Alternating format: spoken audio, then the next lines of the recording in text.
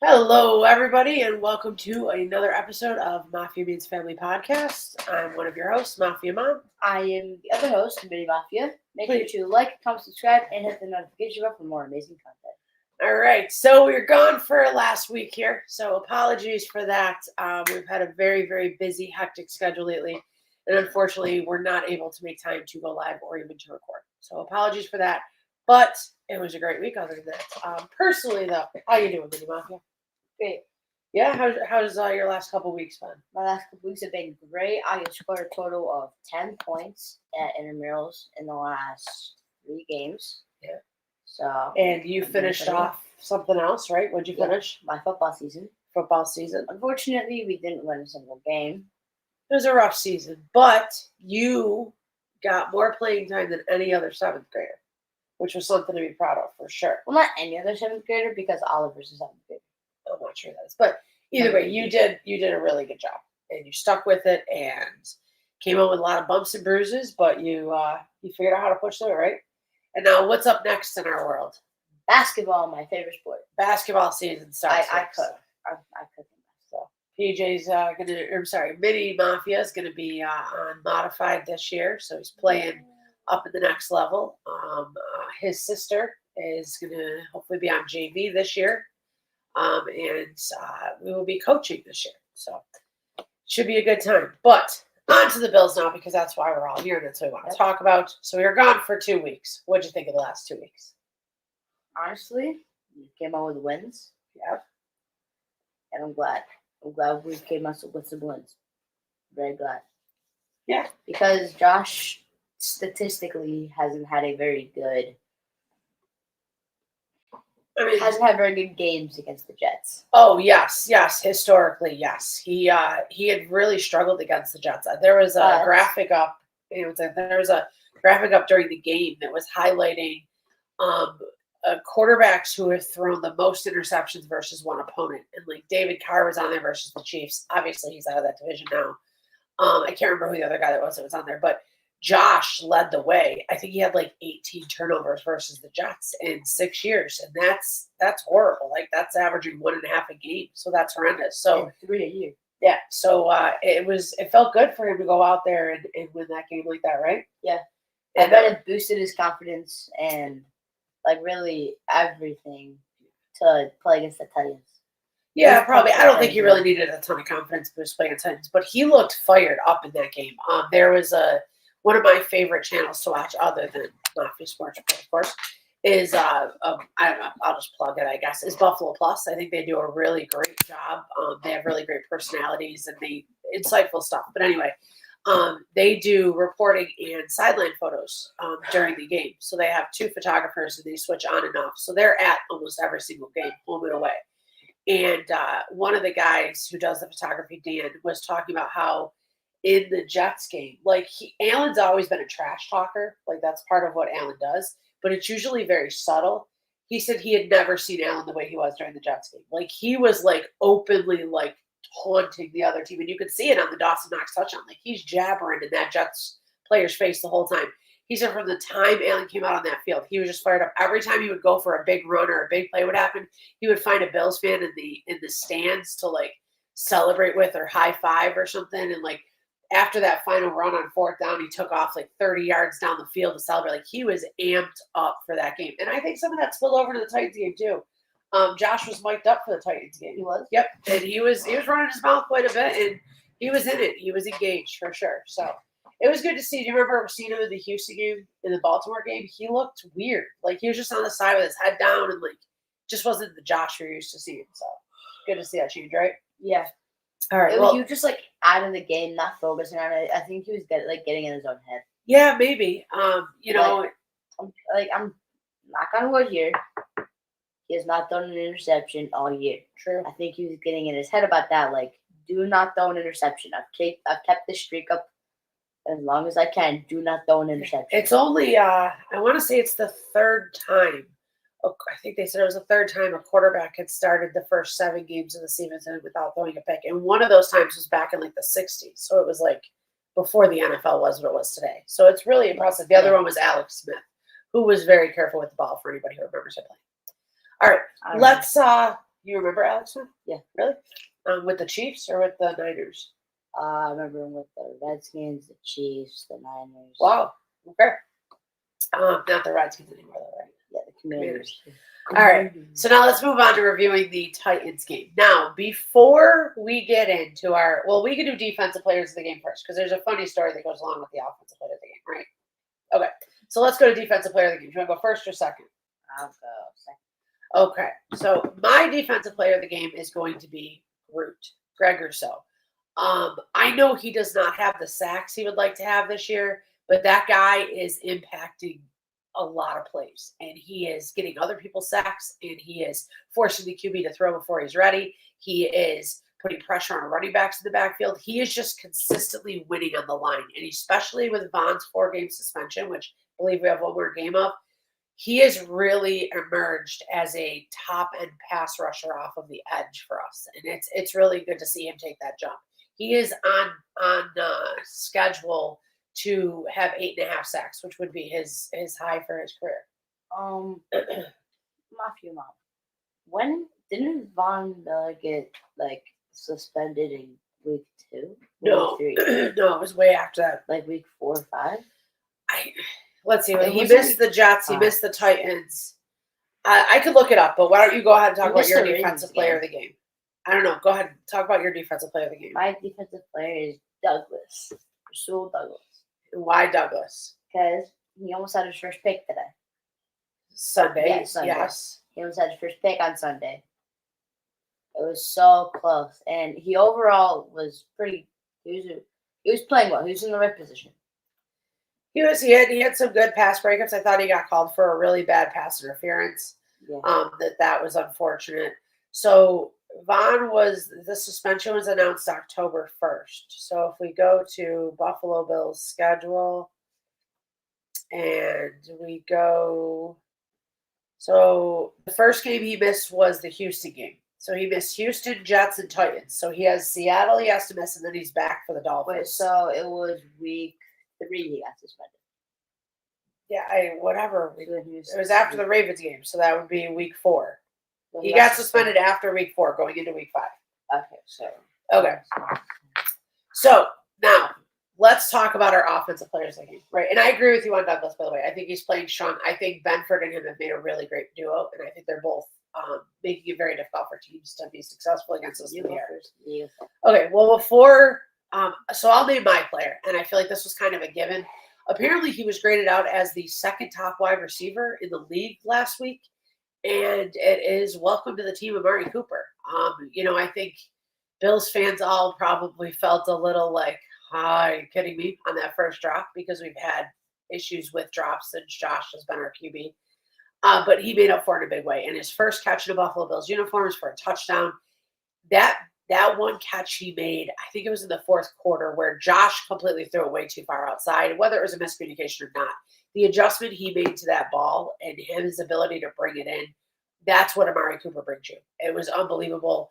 And I just cannot wait to see how these guys look when they've gotten some real time together. I feel like in a lot of ways he is Stephon Diggs without the extra. He is Stephon Diggs without the deepness and the a super elite route running. But Amari, there are people who think Amari Cooper is the best route runner in the league. Like, I've heard people say that. I think he's more physical than Diggs was. I don't think he's as slippery as Diggs, but I think he can stand up to contact better than Diggs. And speaking of Diggs, I don't know if you know this, but Diggs was getting into it this weekend with what's his name? Alexander from the Green Bay. Jair Alexander. He was getting into it like pregame, like they had to be separated. It was bad. Because remember, he was playing Minnesota, so they went on it a lot. And then when he was in Buffalo, they went at it. And then he was getting into it for Houston. Yeah, it was ugly before the game. And then he kind of got locked down. He had like 4 catches for like 35 yards and no TDs. So it was bad. Anyway, okay, so now before you give your offensive player of the game, so I think Amari Cooper went like 4 for 66. It was a good day for him. 4 for 66. And a TD. Before you give your play of the game, I'm going to tell this little story. So what happened was we're sitting there, we're all watching the game together as a family. And it came down to like the second to last drive for the Bills. And I started talking to Mini Mafia, and I was like, who do you think you're going to pick for player of the game? Da, da, da. And he said, I'm going to pick Cooper. And I was like, all right, cool. Well, I think I'm going to go with Shakir. And my wife turned to me and goes, well, you're not going to give it to Coleman. And I was like, I mean, he's had a good game, but like, if he had caught that pass in the end zone, I would have given it to him for sure. But like Shakir had more catches at that point. I think he had more yards. And it was a second game back for an injury. He really looked good. Whereas Coleman, it felt like had a typical game for how Coleman had played up to this point. It wasn't anything spectacular. Well, sure enough, the very next play, a slant route that goes, 60 yards? And then 2 plays later, a 20-yard cut. And all of a sudden, his numbers went from, he has like 40, 50 yards receiving to 125, his first 100-yard game and all that. Now, he didn't get in the end zone, but even without that, he still played a hell of a game. So, kudos to Grace because she 100% called that right before it happened. I hope she picks out more players that she tells me should be player of the game right before they go off. Also, my mom, your wife / Grace, is also our tech manager. Yes, she is. She gets everything set up for us. So, all right. So now go ahead and discuss your offensive player of the game. My offensive player of the game is Coleman. And I have another funny story about this. Okay. So on Amari Cooper's touchdown, Coleman told him where to go. And then after the game, Coleman took no credit. He did. You're right. I mean, Cooper, you got to give him credit. He came in here on Tuesday and he played a decent amount of snaps. To not know the full playbook in and out is understandable. And yeah, you're 100% right. He turned to him because Josh made an audible at the line. He signaled. And Amari turns and looks at Coleman, and Coleman signals, and then he didn't want any credit for it, right? He was like, he knew the playbook. What are you talking about? I was just confirming it, right? It was good teammate stuff, right? It was good to see. So, how are you feeling about Amari Cooper being in the Bills uniform? I like Amari Cooper. You like Amari Cooper? He's pretty much digs his talent, but he's a jokester. Like, he's nice. He seems very, very reserved to me. He's not like a very big personality. He seems very not gonna quiet. put himself out there, but like once he gets used to the team more, he might play some practical jokes. Maybe. I Like could Trey definitely. White. Unfortunately, we miss.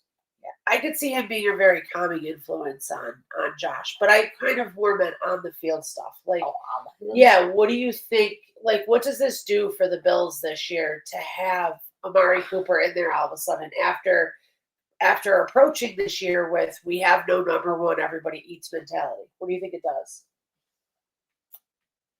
Definitely messes up our game plan for the year. But since we have Shakir, Coleman, and Cooper, and if you're going to cover them all, you have pretty much have to go man to man. And that leaves Dalton and Cade open. So there's really no way to stop it. But with only Shakir, Coleman, and Cade that can really catch, that would be easier to defend. Also, Cooper's like top 3 wide receiver. I don't know if I'd go that far. Top 3, top 5. I don't know if I would go quite that far. I think he could be, but he's definitely out of his prime now. But I personally think the biggest factor is to not lose that mentality that we went into the season with. So it still has to be an everybody eats mentality. And it still has to be a spread the ball around, and however many catches he gets, that's how many catches he gets. I don't want to see Josh dropping back and trying to force it to him. I think Shakir has proven that he is a serious target on third downs. The guy catches everything you throw in his direction. Kincaid is developing more. Coleman is coming along. Don't abandon those things because you have a star wide receiver now. So that would be my thinking of it. All right. Anything else you want to say about the Tennessee game? Nope. All right. What time is it? Factor flag. Factor flag, your favorite game. I love cheap. So explain factor flag. How's it work? So for anybody that's listening or listens after, if you cheat, you cheat. I hope you don't. But factor flag is a trivia game. Mafia Mom here will say a statement about like football. I will do this for flag if it's false, and I will say fact if it's true. Okay, you ready? Yep. Coming into this week, you're 10-6. Yep. 10-6. Here we go. So okay. This is a little bit of a complicated one, so listen good. Okay. Greg Rousseau is tied for the second most pressures in under 2.5 seconds. So 2.5 seconds or less. Second most pressures throughout the season. He's tied for second best. I'm gonna say that's a fact because of Micah Parsons. If Micah Parsons wasn't as elite as he was, Greg Rousseau would be number one. Fair enough. I'm gonna say that's a fact. It is a fact, but you're definitely wrong on why. Micah Parsons and the Cowboys defense are having a down year by Micah Parsons standards. However, this would really be more. It would be hard for a guy like Micah Parsons to even be in that category because he doesn't rush the passer on every play.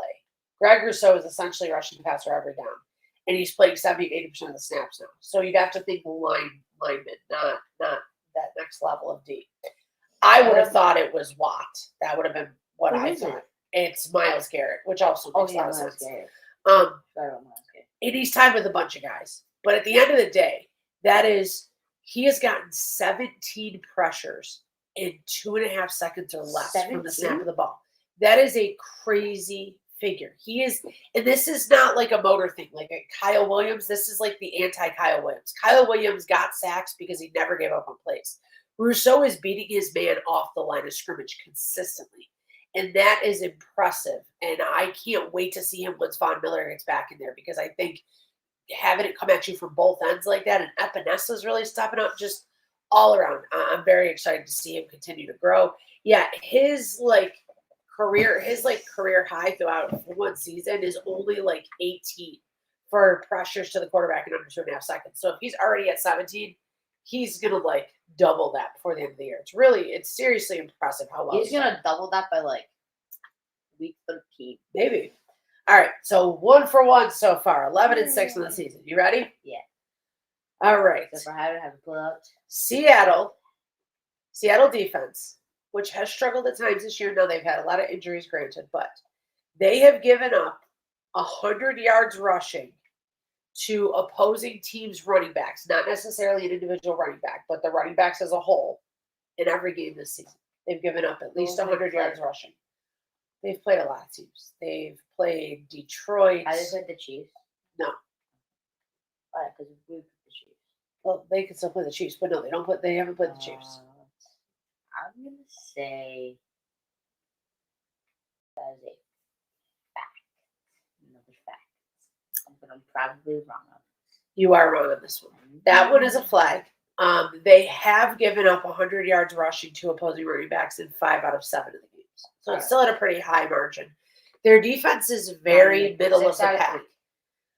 Very, very middle of the pack. It's not horrible. It's not great. It's just right in the middle there. All right. You ready for the last one? Tiebreaker for today. All right, here we go. 11-7. Buffalo leads the NFL in point differential at a +10. This is no surprise with Josh Allen not turning the ball over. Seattle is top 10 with +4 turnover margin. Okay, so whenever a team turns the ball over, what happens? It's a -1, and whenever they get a turnover, it's a +1. So the Bills have had 10 more turnovers in their favor than against them. I'm saying that Seattle has had 4 more for them than against them, but that puts them top 10 too. So they've had 4 more turnovers in their favor than they have against them? Yes.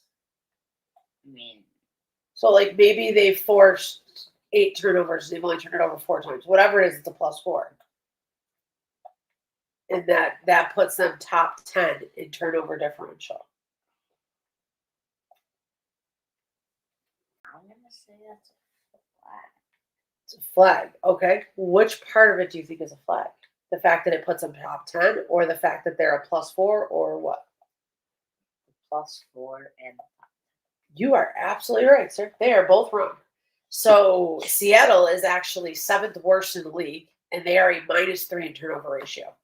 So they have turned it over 3 more times than they've taken it away. Geno Smith has 8 touchdowns and 6 turnovers. This is not a team who's taking care of the ball. And the Bills have, I believe, Josh last year? the second longest streak of, knock on wood, consecutive games forcing a turnover. I think it's 9 or 7, something like that. But it's the second longest active streak. And I believe that's what they said. I might be mixing it up with something else. But we consistently have been turning the ball over this season. And Seattle has been consistently turning it over. So that bodes well in our favor. I think the Bills are a hard enough team to beat on level playing field, which Seattle's a very tough place to play. I understand we're in their house. But I think Bills are a very tough team, period, if they don't have massive injuries and stuff like that. On top of that, if you turn the ball over against them, it's going to be very hard to beat them. You're going to have a game the way that Baltimore did to beat them. Because the Houston game, we should have won, period. Anyway, all right. So that's factor flag for the day. So you went 2-1. So that's 12-7 on the year. Good job. Yeah. All right. On to players to watch for the Week 8 matchup between the Bills and the Seattle Seahawks. You want to go first or second in offense or defense? What? Players to watch for the Seattle Seahawks? Yep. Okay, I'll go second. Okay, you want to start with offense or defense? Actually, I'll go first. Okay. Defense. Okay, go ahead. I'm going to go Douglas. This is just your answer to everything today, isn't Uh-huh. it? All right, and why Douglas? Well, he had a really good game last game, and when Douglas starts heating up, he continues to not cool off.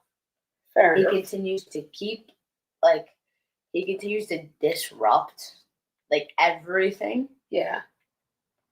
but he's just gotten started. So I think it's going to be slower at the beginning, Okay. and then it's going to be one of his best games. Okay. Fair enough. Best. He will get his statistical opportunity games. to. Geno Smith leads the NFL in passing yards, so they are throwing the ball all over the place. They also throw it top 5 most in the league. So Russell Douglas is going to get his chances. Are we up there? No, we haven't actually been throwing it much at all. We've been running the ball more than throwing it. We've been closer to running it the most in the league than throwing it. All right, my defensive player to watch is going to be AJ Epinesa. This is Von's last game on suspension. Epinesa seems to really thrive in moments when guys can't be there. I don't remember last year in Jacksonville, he had a really phenomenal, or last year against Jacksonville, in London, he had a really phenomenal game when we were missing a bunch of pieces. But the thing with Epinesa is that he seems to really be growing as a pass rusher and seems to be really fitting into this new kind of spot that we have been playing, not as in a new position, as in how many snaps he's getting, things like that. And Epinesa should have had at least 3 sacks in the last 2 games. Now, the one was that horrible roughing the passer call. We'll take that out. But he still has really been coming on and getting pressure in the QB. He also should have had at least a pick, if not a pick 6, versus Mason Rudolph and the Tennessee Titans. So I'm going to be watching AJ Epinesa. The Seattle Seahawks have struggled on their line at times, and I want to see AJ Epinesa coming off of that edge and getting some pressure on Geno Smith, who is not an overly mobile quarterback. All right, offensive players of the game. You want me to go first? I'll go first. Okay.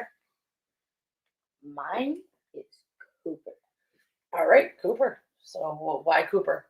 Cooper, because he just got here, had a phenomenal game last week, and I think he's going to keep it up with 70 yards receiving, 5 receptions, Okay.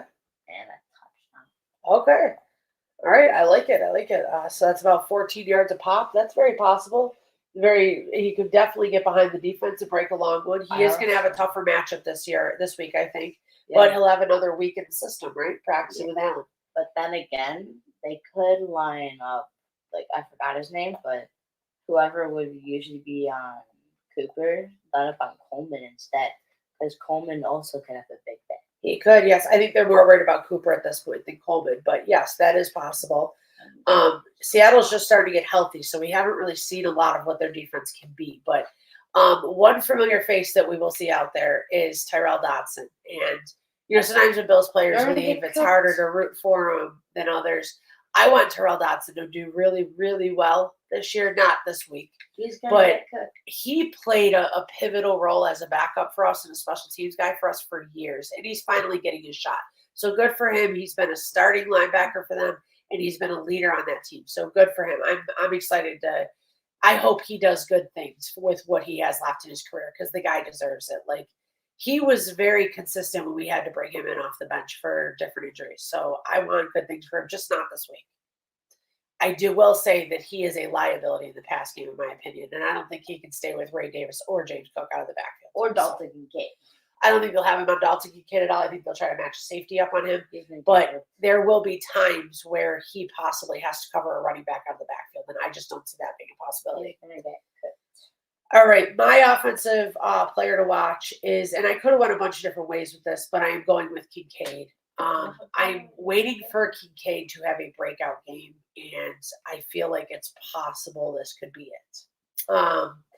He's had some good games, and even some great games for a tight end.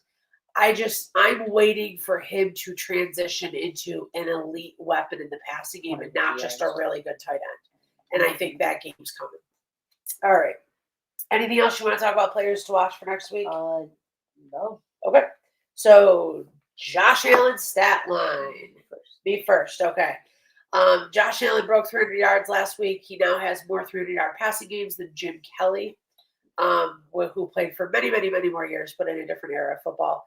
The Seattle Seahawks have not allowed a 300-yard passer all year, I believe, which isn't as impressive as it sounds because there haven't been a lot of 300-yard passing games this year. Like, there's a lot of quarterbacks don't have one. So I'm going to go with Josh breaking that 300 mark again. I think he's going to have right around 300. I see him accounting for 3 TDs. I believe they'll all be in the air. Goose egg in the interception category again. And I think he'll add another 20 rush yards. I think he'll basically take off like twice. He's been really not wanting to run and really hurting teams from the pocket, and I'm okay with that. Save those real physical runs where you're fighting for yards for the end of the year. Although he did try doing it on third down in the first half to get a spark and took a shot, but he's been careful about when he does it. So I have 270 yards passing, 3 touchdowns, 0 interceptions, 30 rushing yards. right, so not far off from me. Yeah, Another goose egg and intercept. yeah. Hey, keep taking care of the ball, Josh. It's been fun to watch. Definitely, that'd be really good to see him continue with that 0 interceptions. All right, it's almost done here. Hot takes for the week. You want to go first or second? I feel like I should go first because I'm repeating Glenn. All right. I've done this one before. I think I did it. I didn't do it before the Jets game. I think it was before the Houston game that I said it. Or the Jacksonville game that I said it. Sorry, before the Jacksonville game. I think Rasul Douglas, who is your defensive player to watch, I think he gets his first pick this week. If he doesn't, I think Benford does. One of them two are going to get a pick this week, but I really, really, really feel like it's Douglas. He has some serious ball hawking style at times, and I thought he was going to get one last week a few times. It was right there. I really think he's going to get his hands on a football this week and take it the other way. So, especially with the pressure that he's going to get, that Geno Smith's going to get from Epinesa and Rousseau. What's your hot take for the week? My hot take is Bills 6 total sacks. I like it. Not, you don't need to name the numbers, but can you give me, say, how, like, at least 2 guys that you think you're going to have them, or is it just the 2 I'm thinking of anyway? Epinesa's going to get 2. Okay. Ed Oliver's going to get 1. Okay. And Gregory Shill's going to get 3. Okay, so no Daquan Jones? All right. But no. Gregory Shill's going to get 2, and James Carter's going to get 1. Oh, and Dwayne Carter is going to get 1. All right. Dwayne Carter, not James Carter. All right. I'd love to see it. Dwayne Carter had some big plays last week. He had one where I'm pretty sure he tackled Rudolph. I'd have to go back and watch the game, but I wish it had counted for a sack. So it would have been his first sack of his career, but I think they marked it down as a tackle for a loss instead because Rudolph it was a broken play. It was just taken off, but still. They gave the Jets sack when Allen was clearly running with the ball. I don't know how they ever figure out those things. But anyway, so Bill, 6 total sacks, right? It'd be a good week for sure, which takes us to our final segment, score prediction. You first. Me first, okay. Seattle is a very, very tough place to play. That crowd noise is legit. However, there is something with Allen this year where he seems to really be thriving and enjoying playing on the road. He really enjoys pissing off the other fans and pissing off the other team. Mm-hmm. He said after he was voted most overrated player in the NFL this year, he said, if 31 other teams and 31 other fan bases hate you and think that you suck, you're doing your job right. And I think he thrives in that. I think he wants to be the villain. He wants to be the QB that everybody talks about how much they can't stand him. And I think he's really playing into that when we're on the road this year. If you watch, there was a lot of taunting going on between him and the Jets fans and the Jets players and stuff. And yeah, I think he's going to keep that up. So my score prediction for this game, I think if the Bills play the way they did last week, especially in the second half, let's not repeat the first half. That was boring. I think they cruise to victory, and my final score prediction for this week is 31-20 Bills. My prediction is 31-24. 31-24? Who's winning? Bills, definitely Bills. Now, I got to ask you, that's a one-score game. Is that like a Bills are out to a big lead and the Seattle Seahawks just inch their way and then it's kind of a garbage time touchdown and that's the end of the game? Or like they need an onside kick or whatever? Or is this like Bills are staying ahead by just a little bit, or there's a back and forth score and finally the Bills tuck it away at the end? What do you think? I think first the Bills are going to score. James Cook rushing touchdown. You don't have to get that detailed if you don't want to. I just mean, like, is it going to be a back and forth or is it going to be a blowout with some garbage time scores? It's going to be back and forth. I think we're going to score, they're going to score, we're going to score again. They're going to kick a field goal. Then we're going to kick a field goal. Then they're going to score again. And then we're going to score again. Okay. And then we're going to score again. All right. So you see a very back and forth game. I'm Okay. pretty sure that equivalent to 31-24. I will do the calculation. That's okay. I think you're close. There is one more thing I wanted to add about last week's game that I forgot. Tyler Bass had a very rough day at the Jets game. And that week they brought in an undrafted kicker, I believe, to give Bass some competition. And apparently, according to the coaching staff, they had an open competition in practice, and Bass won. Bass came out and hit 2 field goals and 3 extra points to go 5 for 5 on the day. And I don't know about everybody else, the ball looked different to me. When he was kicking it, it looked different. You go and you compare his body language and the way he kicked that ball and the way the ball went through in the Jets game to the Titans game, and it looks like a different kicker is kicking it. It just right down the middle, lined up. It looked like he hit it solid. I think Bass looked like his old self in this game. I don't know if it'll stick around, but he looked like his old self in that game. And I would much rather have Bass get himself out of this funk and get back to a place where we can touch him or trust him, than revert back and have to start over with another kicker who we don't know how clutch they're going to be in the big moments. So just my opinion, but congrats to Bass on going 5 for 5 last week. I think he really needed that first confidence. But, okay. Anything else you want to add? Nope. Are you laughing because I said it's close that we could touch him? I just misspoke. Yeah. I want to give him a high five. What do you want from me? All right. Anything else you want to add? No. All right. So, until next week, where hopefully we'll be back next Thursday to talk about another Bills victory. Yep. But until then, from our family to yours, go Bills.